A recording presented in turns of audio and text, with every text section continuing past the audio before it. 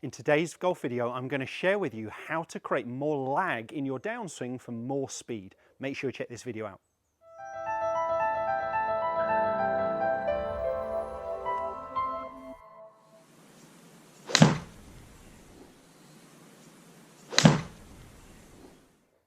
Jon Watts here from the TruGolf Academy. I hope you guys are keeping safe from the coronavirus.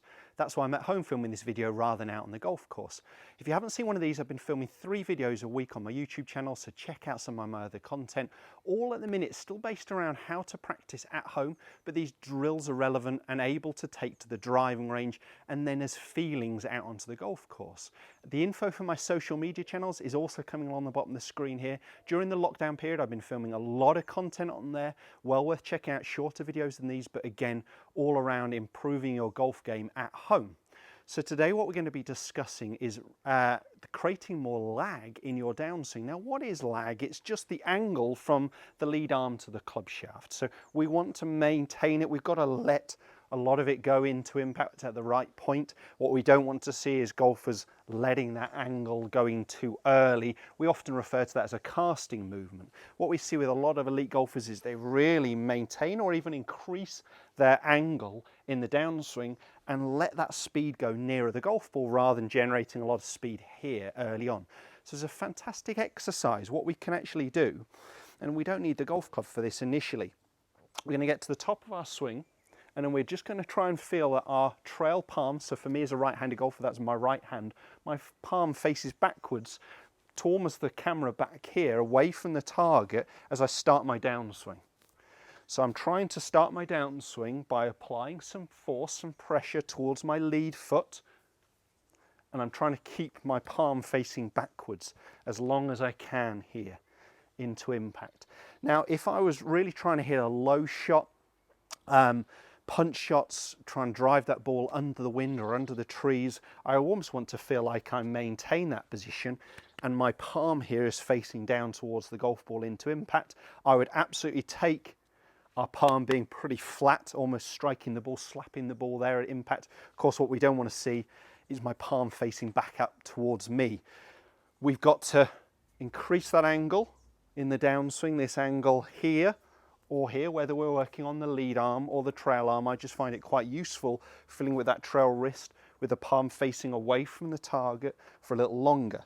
Now for me, a lot of faults come from players trying to pull their arms down at the start of the downswing, and then we tend to see an aggressive movement with their upper body.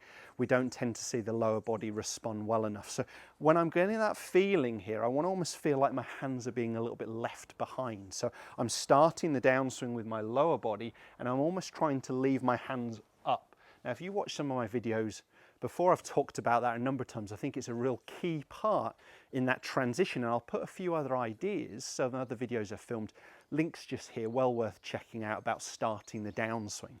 So it's a feeling that we want to feel like our hands are being left up. Now of course they're not, but they are dropping, they're not being pulled down. And this exercise just with that trail palm, I'm going to get that feeling now in the golf swing that my palm faces backwards, away from the target as I start my downswing. Now I will increase some tension in here, but I'm not trying to create that tension. That tension is happening because of my wrist angle. So feel that movement just a few times as we start our downswing. Lag is very much linked to that transition movement. You know, we can talk about it in the backswing, but the reality is some players will have a slightly earlier wrist cock in the backswing, some will have a later, but what all elite golfers do is they maintain or increase in the start of the downswing. They're not throwing it away early. So get that sensation just a couple of times of almost soft hands at the top, starting with my lower body, almost leaving my hands up. And my feeling is that my trail palm points away. Now let me go ahead and hit one.